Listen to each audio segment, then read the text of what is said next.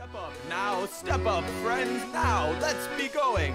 For here in the midway, a strange wind is blowing, where the lights are brighter and the laughter is knowing. Friends, into this tent now of marvels we're going. Sing it loud. Ballyhoo, bally-high, sing it low and sing it high. A song for the ages, for you and for me, where the carnival mirror is calling. Hello everyone, welcome to Midway Tabletop, Aterniumroad Secrets Revealed for Episode 4 in Deep Ship Now. I'm Marty Kaplan. I'm your executive producer for Midway Tabletop, and I am here with some of our cast, our illustrious Dungeon Master, Marcus Flores. Let me make them hearable. Great. And hello, Marcus. Hello. That's great. We have Lisa Hyde, who is playing our amazing Dominatrix Paladin. Miss Harlow, Mrs. Dame Harlow. Sorry. I'm a knight, damn it. Sure. Damn it. Dame Harlow. And Mark Johnson, who's playing the Hobgoblin Artificer Durgan Lurch. So, welcome everyone. We had a really fun, really crazy episode on Tuesday at 8. That was pretty great. I don't even know where to start, so I'm going to let Marcus do the recap. So I'll recap for episode 4. We're in Deep Ship Now.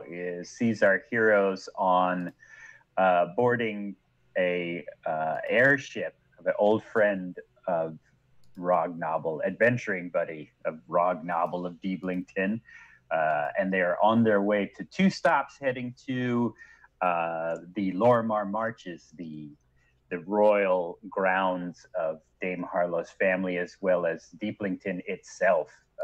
2 different troubles, 2 different adventures going on out there. And what started off as a downtime traveling roadshow episode quickly turned into a bit of chaos and psychedelics as everybody started picking mushrooms off of Moira's skin, as she's now becoming more and more of a bog hag-like warlock. And we established that they were psychedelic, so people were getting high. Glitterfish themselves went off to go grab the crew to strum up some adventure, because she noticed that the crew themselves were in a bit of ennui and a bit of doubt and low. And then Rognobble went to go catch up with his old friends and suddenly was in control of flying the airship, which we established was a living airship, or at least the inner components of it was living, a gooey being of starlight called Hamas. And Moira, then seeking to get rid of the growths on her body, listened to John Lark, who suggested that possibly encasing herself in the goo of the ship would remove that, remembering that from a medicine history check he had. And then reminding me that in the middle of that ritual or procedure, which we will call Moira makes out with the ship, It got a little steamy. It then he reminded me that she is one giant psychedelic on her skin, and the ship then experienced a bad trip. Everybody else within as well. Rognobble then trying to steer the ship out of the chaos of the Midway, as it is influenced by your outer being. So imagine a giant ship on a bad trip and what that conjures up.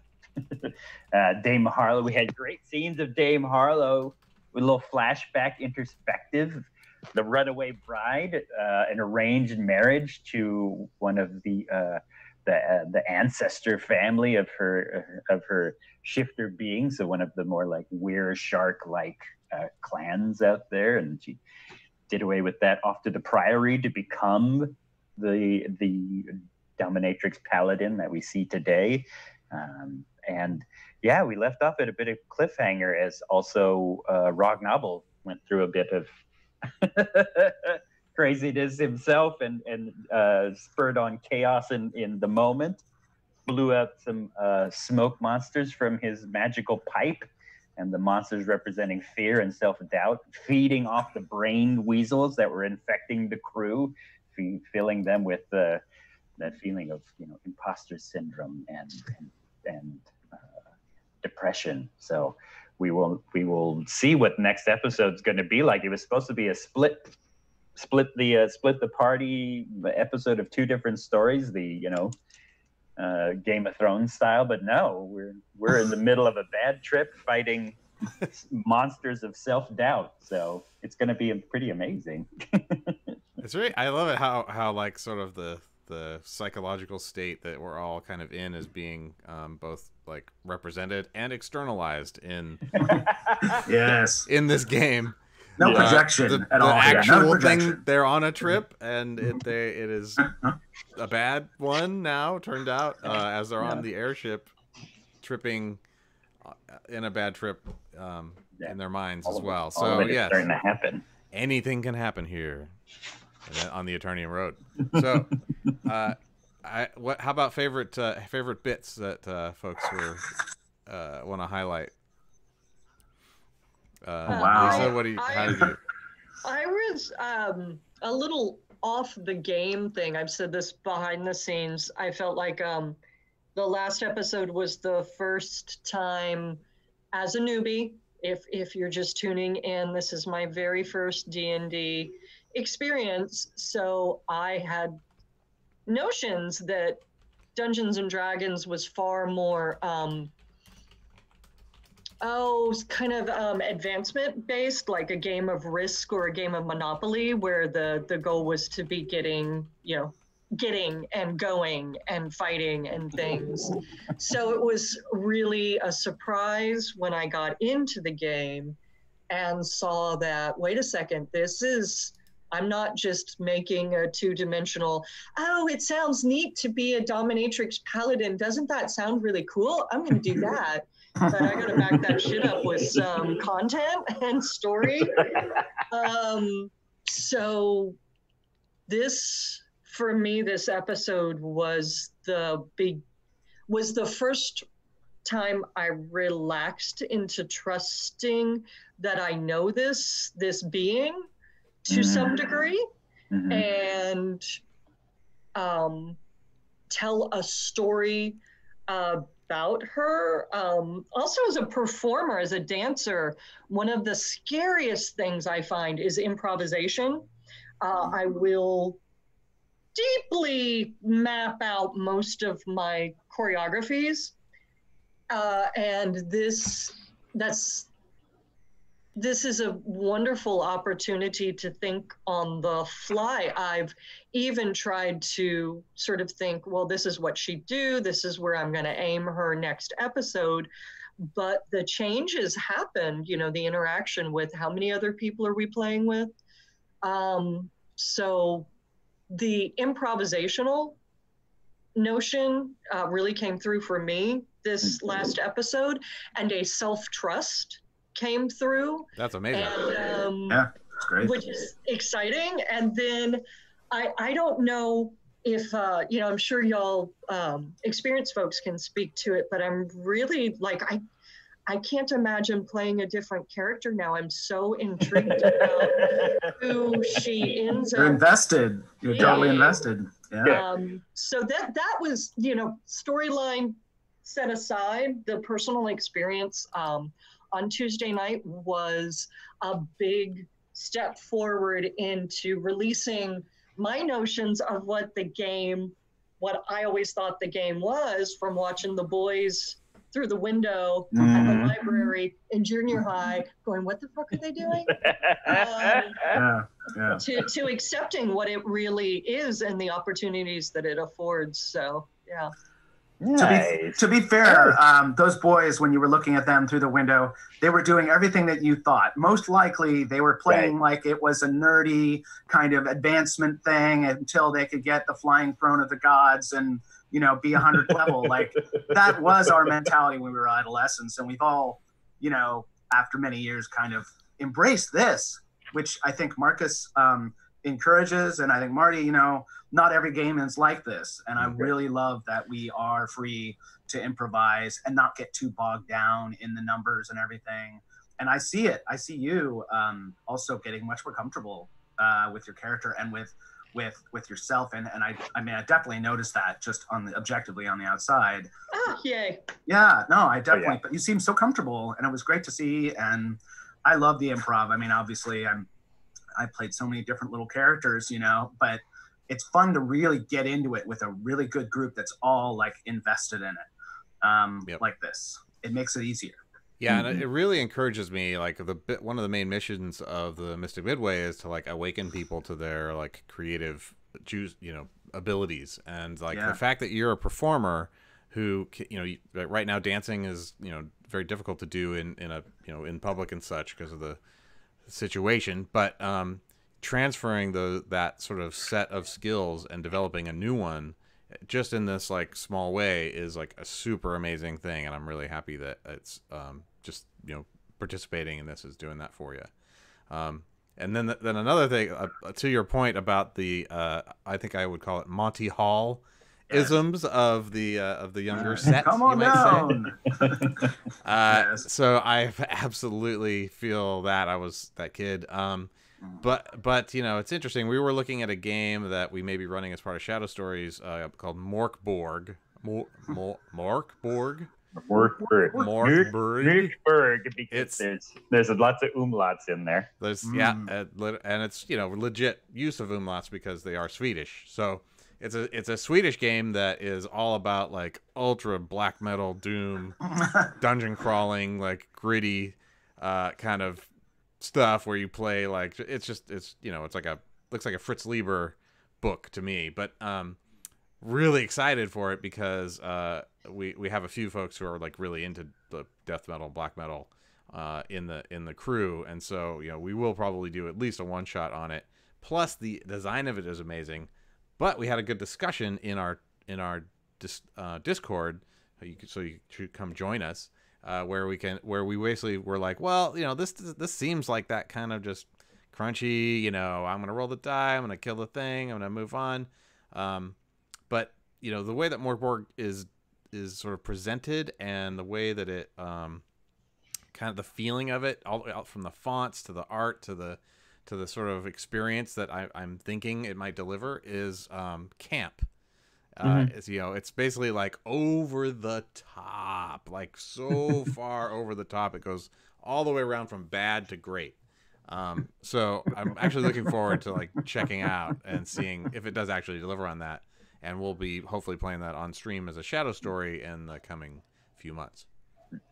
Yeah, that's how you take the Monty Hall into, you know, sublime role-playing narrativist camp. Yeah, I think that's, you know, and Lisa, if you don't know what we're talking about when we say Monty Hall, which, you know, we know, let's make a deal. We're all of a generation that knows that show.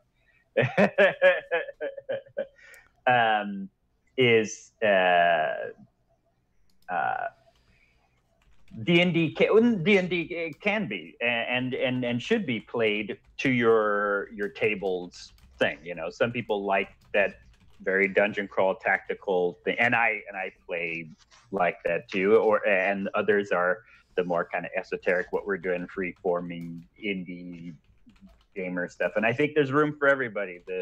The weird two camps of like, oh, the grognard neckbeards stay over there, and you know, hippy dippy indie gamer nerds stay on the other side. Now we're all together.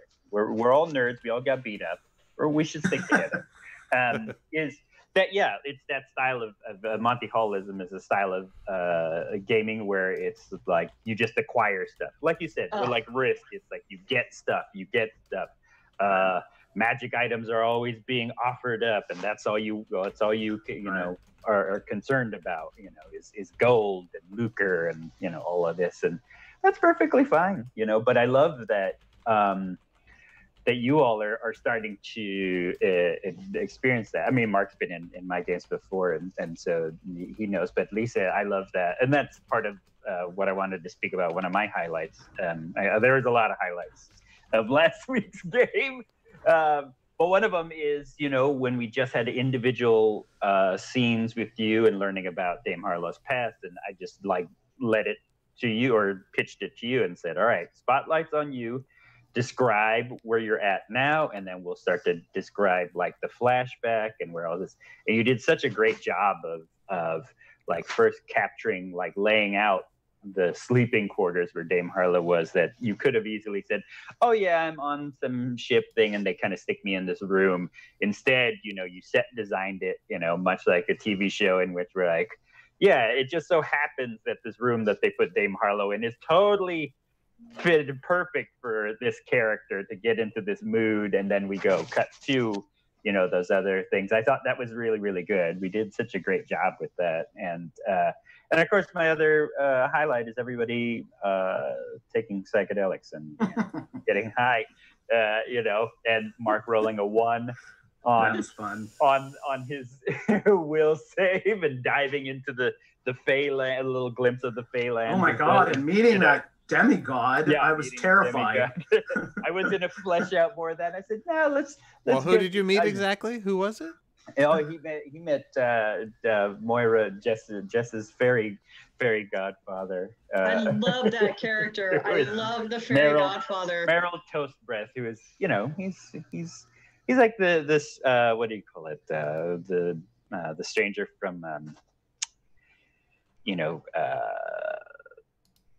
I was gonna say Labyrinth, but it's a different book. I'm sorry. There's a weird kind of corruptive, like disturbing element that I'm picking up. At least Durgan's like, this isn't just your average patron who just wants to help somebody out. There's a certain malevolence to this guy, like something wicked with this way comes, or like there's this sense of like, welcome to this magical world. Yeah.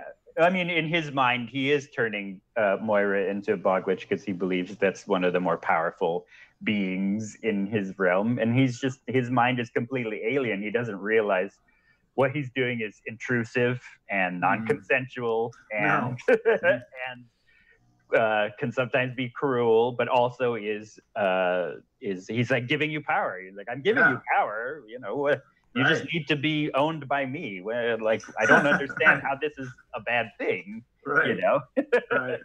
So he just is, you know, he's a bad, good, interesting person that will hopefully we'll see get his comeuppance maybe. I adore how you're acting him, Marcus. I just adore how you're doing that character, the voice and the phrasing and the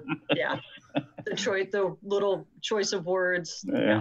Yeah, he is the mispronunciation. No, the correct purpose. It's the Fey pronunciation. Right. It lends to the alien. It lends to the alien quality, like the you know, that he's sort of an outsider, that he doesn't know how to say the words right. You know. Yeah. That he's haughty and believes that I am. You know, he's English in a sense. It's like, no, it's aluminium. It's not aluminum, you cretin. You know, we've given you the language. Why can you not perfect it?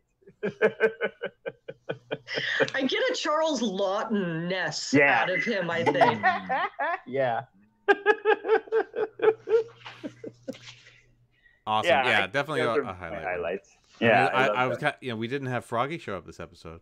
Right, we did not have a Froggy appearance this episode.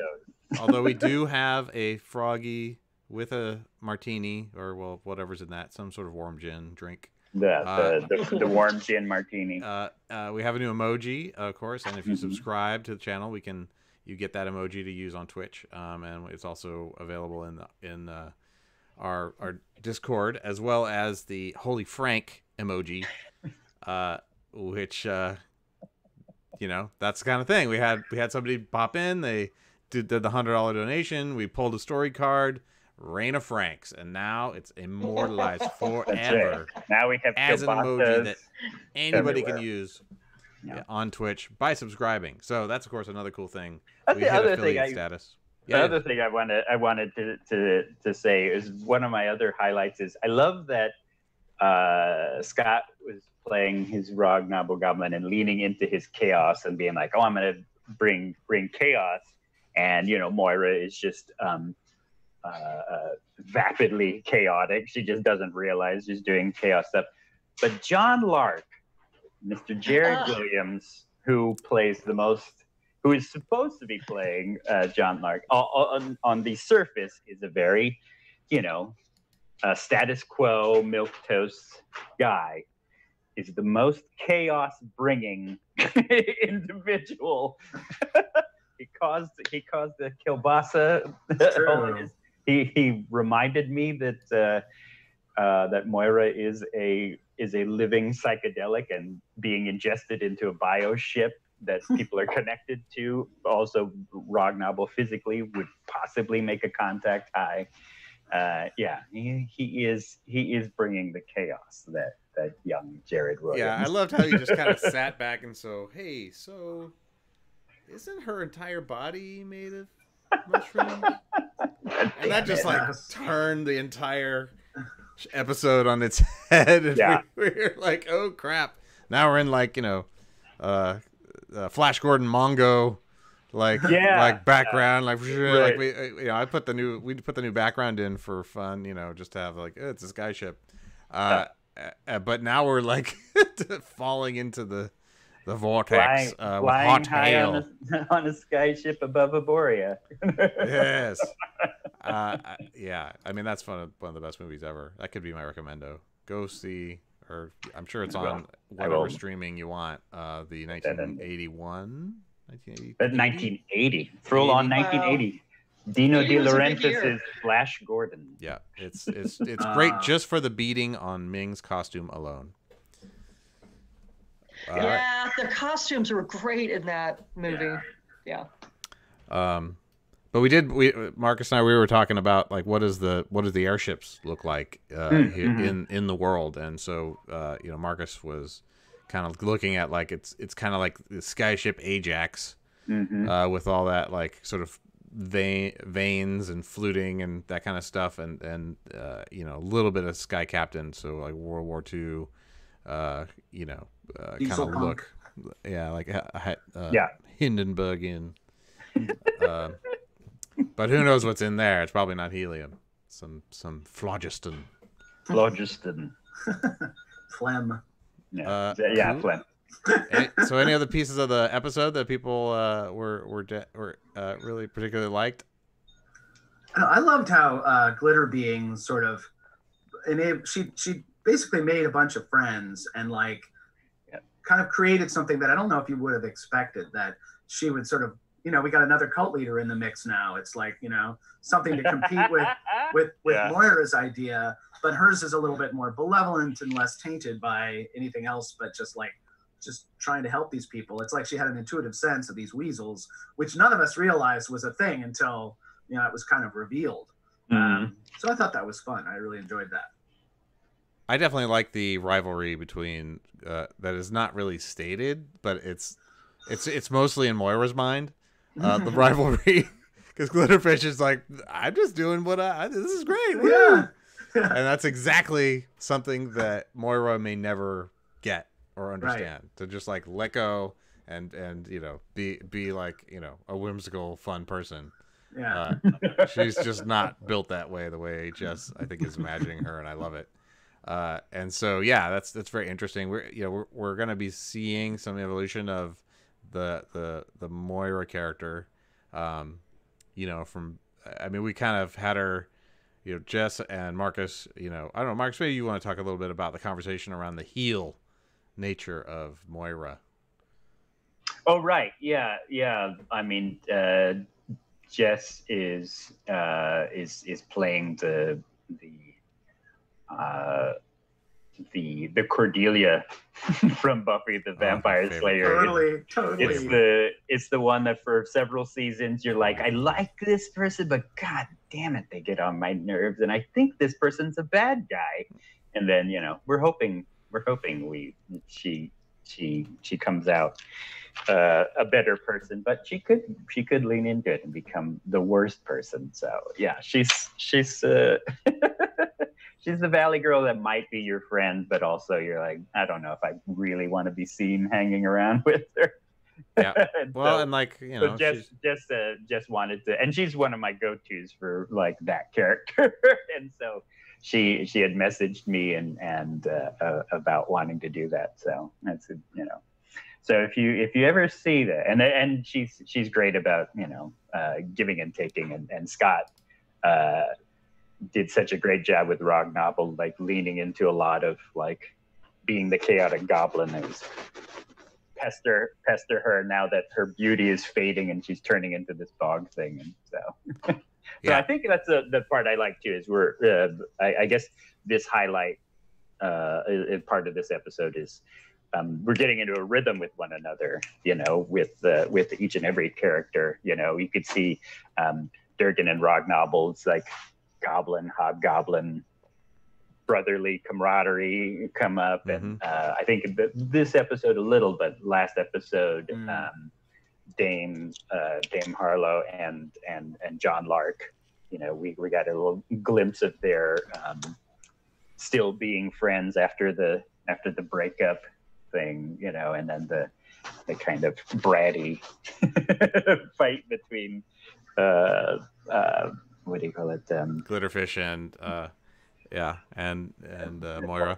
Yeah, so I think it's there's a lot. We're like I said about episodes 1, 2, and 3, they were the pilot episode. When you watch a show and you're like, okay, I'm kind of getting this, but everything's kind of cranked to 11. So, we got to throw it all in all at once, because who knows if we'll be around. And now we can get into knowing the characters and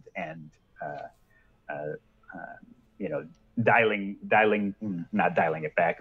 We never dial it back. We're too weird for that. But, exploring the characters more now that like the big stories are kind of like the big explanation is out of the way. Now we can just watch them live and kind of thrive in the world. And so that's what I really liked about the weirdness of episode 4. Yeah. Cool. I can see a lot of fans starting with. I could see a lot of fans starting with that episode. Like, hey, watch that episode, because it's like. Everything kind of comes together at that point. It's like a good first everything watch. gels a bit more. So, which reminds me, we got to think of a chat, or us. We got to think of a title for episode 5. Yeah. We had like not out of the woods yet, but I think we can get a little more. I mean, can it be just like a quote from Flash Gordon, like dive. The ship is diving. It is. It's like we did the Star Trek like zooming around thing, and Rog Novel steered the ship away from the main adventure to be like, no, I love that part too. That's the other highlight. Was like, here's Johnny Exposition coming in to explain the major quests that are coming up, and Rog Novel's like, oh, okay, I've turned the ship around. It's like the haunted house where it says get out, and you actually listen. You're like, yeah, you're right. Like, I'm gonna go. Sounds like a good idea. You know what? You're right. I'm gonna go. Too bad we can't stay. So episode 5 names. What do we got? We got. I think it should be something in line with hallucinogens. Oh. Yeah, it's something gotta be, psychedelic. Something with the word high. Something better than tripping balls, but something along the line of tripping balls. High maintenance. I don't know. That's not bad. I mean, that's been done. There is a TV series, but it does kind of work. As we got that. I mean, it could be something like high as the sky and that stuff. What? Yeah, highfalutin. Yeah. I mean, let's see. Highfalutin. I mean, we're thinking we'll end with the split here, so it's sort of going to be a maybe something about fork in the road or a travel Some kind of travel thing. I mean, I like to use the road because it's the Aternium road, but You take the high road. I'll take the low road. yeah, high road. No, High road the might high be road. it. All right, cool. So maybe high road will have unless we come up with something better. Okay, cool. So Deepling team before you or something. I'll be in Deepling before you. Exactly. Cool. So now is the time when we talk about recommendos, cool stuff Now we that dance. Oh. And hey, if it's a dance, do it. Cool stuff that you've encountered. I can start. I have been obsessively listening to the Pretending to Be People podcast, which is a Delta Green horror game about a small town and all of the county deputies and their experiences as it gets way Delta Greeny Lovecraftian. It's great. It's funny. They're really good. Actors. They have a fun, mysterious, and sometimes shocking storyline. I actually got disturbed at one episode. I got disturbed by the description of the scene that this poor bastard walks into. I was like, wow, and it takes a lot to shake my sense of horror. And anyway, it's by a bunch of folks. They have I'll put up they have a podcast all over the place. They have it's super bingeable. I think they're beyond episode 50 even, and so they are totally awesome. Pretending to Be People, horror comedy, actual play podcast, and the in jokes that I'm starting to understand. They're just great. It's hilarious, but also they really do dig a knife into you sometimes with the horror and twist it. It's great. So yeah, that's my recommendo. Pretending to Be People podcast. Available on everything, anywhere you want to get it. All right, cool. Oh, and it looks like they're doing other things now, by the way. Oh, they're playing Lover in the Ice. Oh, jeez. So yeah, that's a rough Delta Green scenario. Okay, so I'll catch up to this eventually, but I guess they got their main line and they're also doing other gaming. All right, who wants to go next? Recommendos. Okay, I'm reading a book. I started a book about a week and a half ago, and I'm all about it, called The Empress of Forever. And it's been out a couple years, but it's Max Gladstone, Empress of Forever. It is I'm guessing it. I'm thinking it's sci-fi fantasy. That's how it's shaping up. And it's a real visual journey. There's such a strange world that I've had to go back several pages several times to get the visuals all dialed in, which I love that kind of puzzle in a narrative. So I'm reading that and loving it. And then I just found I think it's a really old podcast at this point. And by really old, I'm thinking about 5 years. But did y'all check out Shit Town? Oh yeah, that's San Francisco, right? No. Oh, I see what you did there. No, but it's the synopsis: Gentleman in the South. S-Town. Yeah, I totally listened to this. Yeah. And gentleman that lives in the South is writing an NPR reporter about an alleged murder in his community. Yeah. And the NPR reporter goes down to check this out and meets this character that is like nobody I've met. And I'm from the South and I've met some wackos because the stereotype is true. But he's a real guy. It's amazing. Like yes. he is like a recluse, genius. Like it's him talking. Listening to him talk is amazing. I So remember please- I've listened to this time. Yeah, it's really good. Yeah, check it out. It had me on the edge of my seat, broke my heart, and kept me guessing. So Did you ever see the play Urinetown? There was Mhm. they had it at ACT, I think it was, and it's a really a kind of obvious, kind of metaphorical, analogical sort of like awfulness that people live in. It feels like an old Russian play or something. It's very bleak, but also weird and interesting. It made me think of that when you talked about shit town. So there must be a town for every bodily fluid. Something. Yeah, for my recommendations, I'll say I started watching Hunters, the Amazon series with Al Pacino and others, basically hunting down Nazis in New York in the 70s. And I thought, that's like going to be kind of contrived, but I'm really enjoying the characters and the quality. It's really great. I'm enjoying that. Ooh, I wondered if that. I had the same notion when I saw the little blurb. I thought, man, this is gonna be crap. Yeah, but they put the right attention into it, and great. Okay. I'm enjoying it a lot. It's fun. Yeah, it is fun.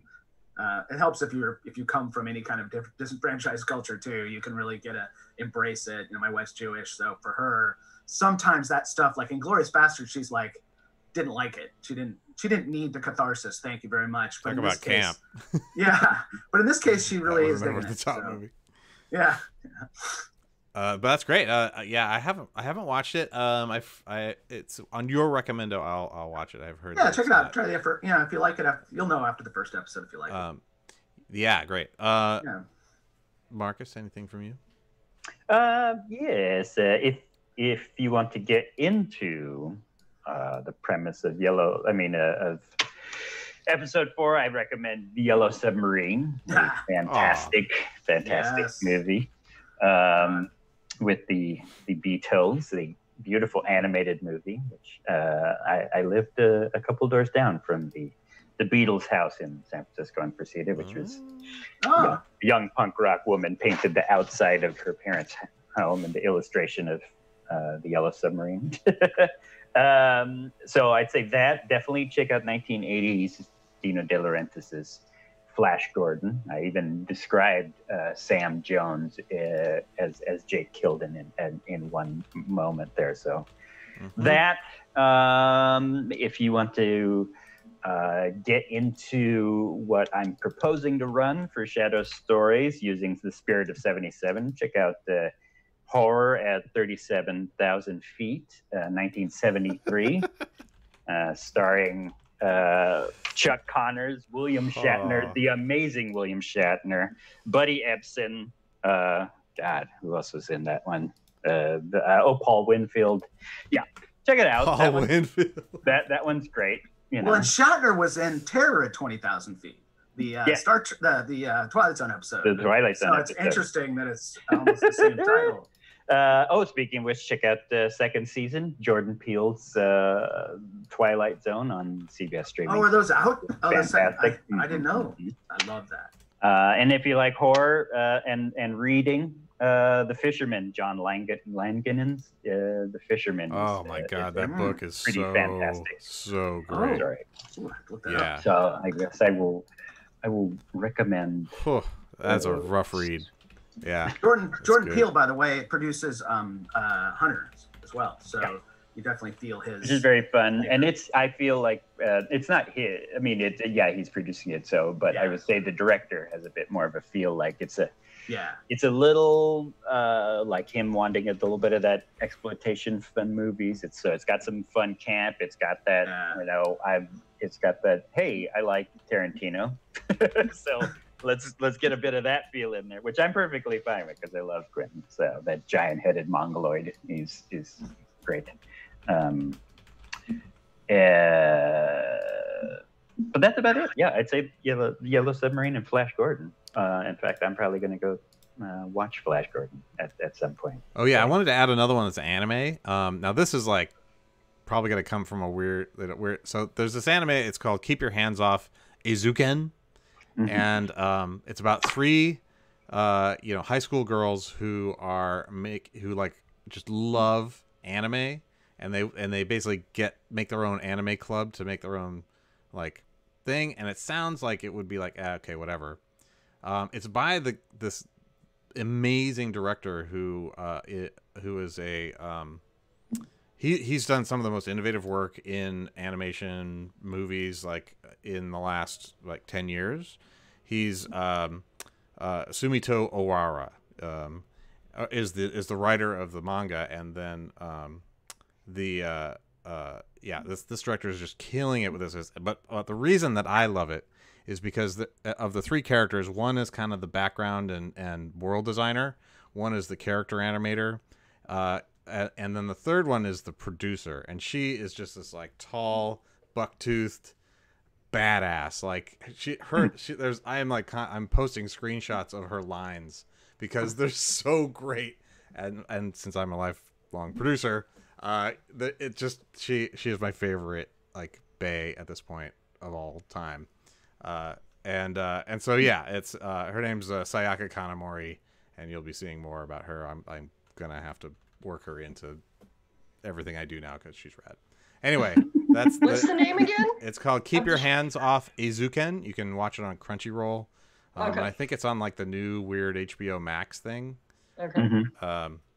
But it is the real appeal of it is that they basically make a world together in much the same way that we're doing here on the Aternium Road, and they animate it as it's made. And so they have these like fantasy sequences where they're like they're in their little like, you know, terrible building that's got holes in the roof, and they start to draw stuff and put it on the windows, and then they cut to running around in that world and developing like things that, you know, as it, you know, developing the tech, the challenges, the look of it, the feel of it. Like, it's so good. It's like a riot of the imagination. So it's really fun. Yeah, keep your hands off Eizouken. Cool. Cool. So, all right, we have so much to talk about now in the back half here in terms of what else is happening in Midway Tabletop. Holy crap. So, Marcus is going to have a lot of stuff that he's doing. A lot of busy stuff. I'll just start with mine because, yeah, we'll just be with Marcus for the rest of the thing. But so Shadow Stories is the Tall Terrible Tales Well Told, and it's the sort of anthology series of Midway Tabletop, focusing around on sort of light to heavy horror scenario games played in actual play. A lot of different systems going to be used, a lot of different storylines, a lot of different game masters or keepers or handlers or whatever you want to call them, depending on the game. And the first one that we're going to do is with Matt Steele, who is an incredible GM who's been around for decades in the scene, essentially, in all the different conventions that run in the Bay Area. And he has a scenario called Our Little Town, which is infamous, that he has run many, many times for lots of people. And you really you should know nothing about it going in, and you really can only play it once. And Marcus and I have played it, and so we're very excited. I think we're going to have both John and Lisa playing in the game. And this I'm in there too. Yes. Oh, and Mark. Yeah. And Mark, right? Because your name's not John. That's right. John, but is John playing? John Lark's in? I don't think. Jared playing? No, Jared's not playing. Devin, another one of our awesome players who hasn't appeared on stream yet, but he's going to come in and play. And then we have some other folks who are really amazing. Rob Strotter from Good Game and We Roll Deep works Marks a lot, and these other things are coming up. And then some other folks you haven't met yet who are totally awesome. Anyways, 7 p.m. Thursday, 7/24 is the first part. And then the night after, Friday, 7 p.m., 7/25 is the second part. So it'll be a 6-hour experience for them. And yeah, it should be something really special. I'm excited. Cool. And then Marcus, you have like 400 things. So let's talk about them.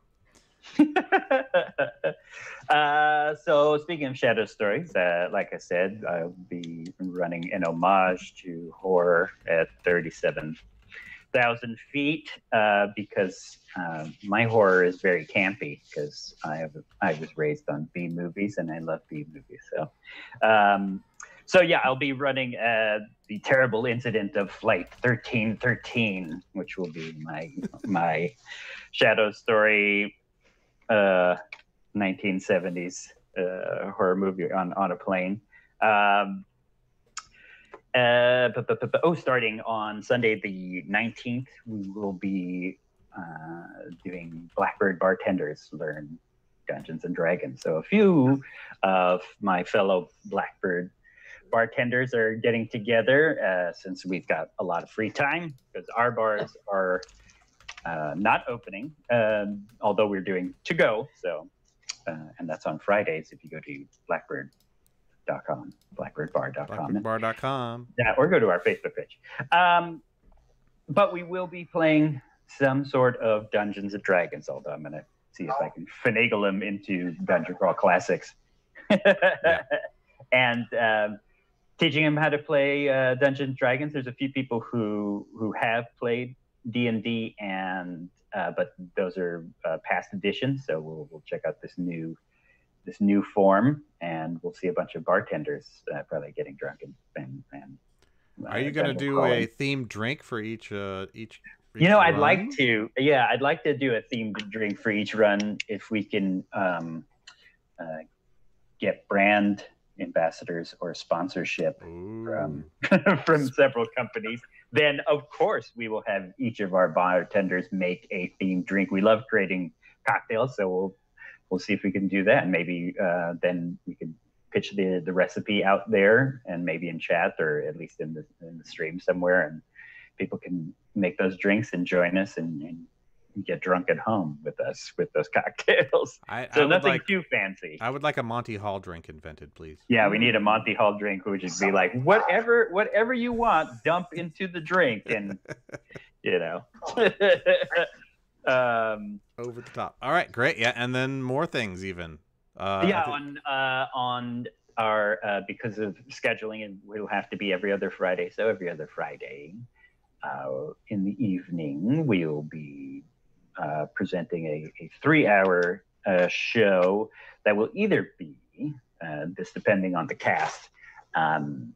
We've done sessions for one and session 0 for another. So the sessions for the one that we've done quite a bit is a Dungeon World game called the Grailsman Adventures in the Third Branch. It's a mashup of the Edwardian Ball and Men in Black coming together. There's a troupe. Jess, who plays Moira Moon, is part of that crew. Robert Strader and several other friends from Gamescape and Gamescape San Francisco are fighting dark and evil forces that are trying to invade our world, but in usual fashion, in a campy Men in Black goofy way, because they just can't help themselves. So we'll have that, as well as I'll be filming a recap episode of our first 3 episodes to get people caught up with that, and putting that on here, as well as our YouTube channel. And for the cast that can't make it on those Fridays, it will be the Midway Wrestling Alliance. Midway Wrestling Alliance, also using a Powered by the Apocalypse game called Worldwide Wrestling, and it is a game. It seems on its surface it's about just watching people in wrestling matches, but it's really about the sports entertainers, as they're called. I still call them wrestlers, and their lives beyond the ring. So it'll be really, really fun to deal with that, and probably deal with lots of sprains and bruises in real life. Not to mention drama. I mean, I'm a big fan of the series Glow. Mm-hmm. I guess that's a recommendation too. Is Glow? Watch the documentary Glow. Yeah. More. Oh, yeah, you gotta watch the series. Yeah, it's fun. Alison Brie is really fun. Genius. She's That's how I discovered. I'd never heard of Mark Maron before the show, and now now I'm just completely enamored. And yeah, he's He's great in that. Pretty damn amazing. I was surprised because he's not really much of an actor historically, and he does a great job in that. You know, he's more of a talker, but yeah, he's great. He's in the talkies. And he was an SF guy for a long time. He did stand up here for, you know, a couple decades ago before he jumped on the podcast train. Okay, so that's all coming up in, you know, pretty quick here. We'll post a sort of summary and tweet it out and Instagram it out and all that biz, and also put a schedule up in our Discord. So please do come on down and join our Discord. You can talk to all these people here, and we generally have a pretty good time out there. Link is in the chat. Yes, Lisa. Go ahead, Lisa. Please don't forget that there is a delicious cocktail available through DNA Lounge. You can either walk up and order and take it home in your little hands immediately, or you can order through DoorDash, Grubhub, all set. The drink is my character's namesake. It's called the Dame Harlow. And I gotta say, I think it's the best cocktail I've ever done, and it beats my lavender lemonade, which is a fantastic cocktail in and of itself. But the Dame Harlow is rum, DNA quality, high quality DNA, signature DNA rum, blackberry mint simple syrup picked from my own garden, and some elderberry liqueur, maybe Saint Germain, could have been, perhaps. Yeah, that's it. I hear the DNA Lounge rum contains Gothic industrial tears. Oh yes, of course. Secret. I gave it away. After every Death Guild, we milked people as they left Death Guild for like a year. Milked them of their gothy tears. Yeah, I mean, you have like special collectors. There's a quarter next to it, so when they could reach down and pick up the quarter, the dance floor. Yeah, right. Exactly. Yes. So there you go. Awesome. That's wonderful. I got the link to DNH Lounge in the chat.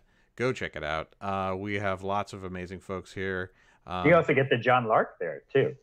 The John Lark is okay. Yeah, sure. What's in the John Lark, Marcus? It's a vodka soda with absolutely nothing else in it. It's pretty plain then. Yeah, gets the job done. Oh, like John Lark, it gets the job done. Damn it. Yeah, he may be boring, but he's a clever motherfucker to have caught the hallucinogen. So you can hack away at him at will, but he will always be the one that went, Hey, Marcus? I know. Hey, Marcus? Yeah. Correct me if I'm wrong, but... Yep, that's exactly... Yeah.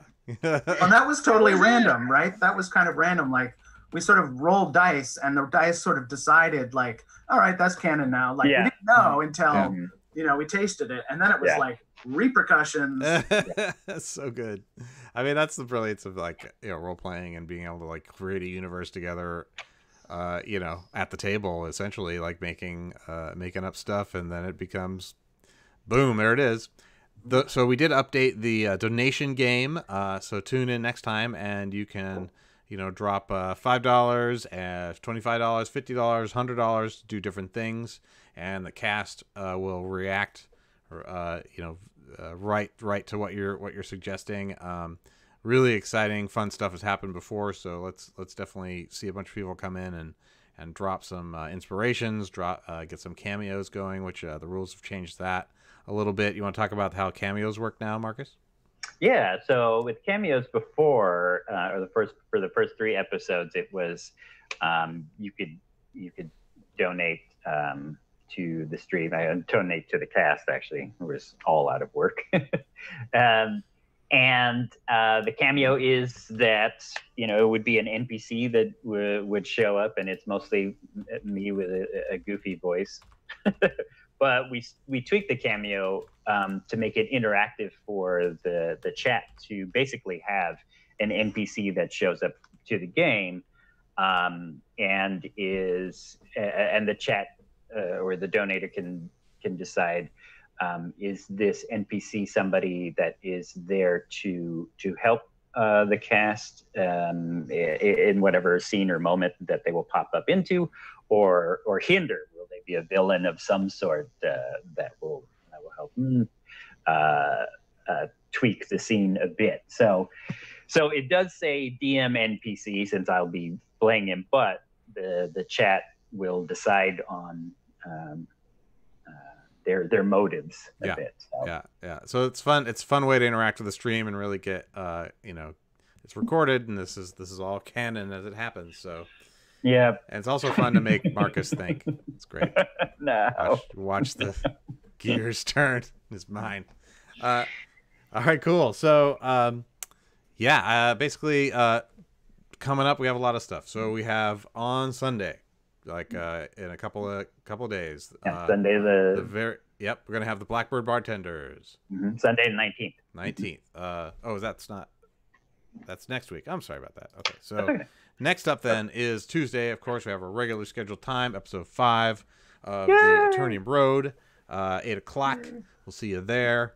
And then the following Friday, we're going to start to have interesting things happen. We'll be back here at this time slot to talk about episode 5 in The Secrets Revealed. But then that evening, we're going to see the We Roll Deep drop in with some Powered by the Apocalypse, Dungeon Worldy, or Wrestling. So we'll update when we know which one. And that's going to be a premiere and really cool, whichever one it is. Lots of fun folks playing there. Then the Sunday after that is going to be the debut of Blackbird Bartenders D&D. I'm trying to convince them to be bartenders in a fantasy bar. That may not be enough escapism, but oh my god, how amazing would it be? Like, I don't know if people who are watching the stream ever bartended, but I know Lisa and Marcus they could write multiple books about the bullshit that they put up with being bartenders. And so my thought is that we multiply that bullshit by the bullshit that any adventurer or monster or a fantasy world's bullshit times bartender bullshit just sounds like comedy gold to me. So, I mean, having a goblin come in and with peanut allergies and having to deal with that, it's just love it. Anyway, that may or may not be anything. That may or may not be canon because this is just discussion. But up to Marcus and the players, of course. Anyway, Blackbird Bartender D&D a week from this Sunday. And ever more stuff coming up. We'll be announcing more really interesting new scenarios coming in for Shadow Stories and having the set of people. We have another couple of Dungeon Masters storytellers lined up in addition to Marcus and Matt Steele. We'll announce those soon. And we're really excited about being able to bring on the We Roll Deep folks as well. They're going to be doing some pretty fun scenarios with various worlds, all in a big orgy of creation here on Midway Tabletop. Oh, the first Shadow Story is at the 24th for Matt Steele's game. That is on the 24th, Thursday, the 24th of July. All right. That's going to wrap it up, I think. Thanks, everyone, for joining us, and we will see you names on Tuesday. What's that? Think of some titles, names. People. We need time. Okay, we need time. We need names for things. So anyway, yes. I'm Marty Kaplan, you're the executive producer of Midway Tabletop. Thank you for joining us, Lisa and Marcus and Mr. John, and we will John. God damn, Mark. Sorry, that's your name. Last name Johnson. What's so I see going why on? you get the confusion because the last name's We're Johnson. very tired. It's early. That's it. It's after before 1. Anyways, that's going to do it for Midway Tabletop Aternium Road Secrets Revealed, Episode 4. We'll see you on the road.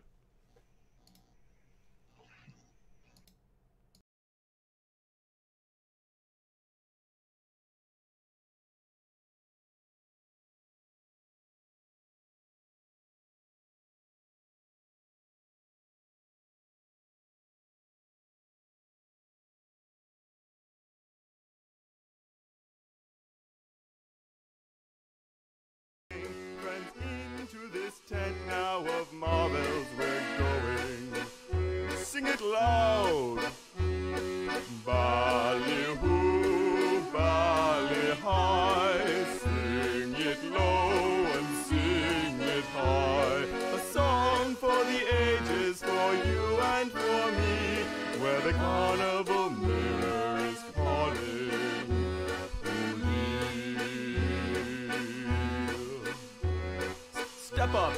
Step up, friends, now, let's be going. For here in the midway, a strange wind is blowing, where the lights are brighter and the laughter is knowing. Friends, into this tent now of marvels we're going. Sing it loud. Ballyhoo, bally high, sing it low and sing it high. A song for the ages, for you and for me, where the corner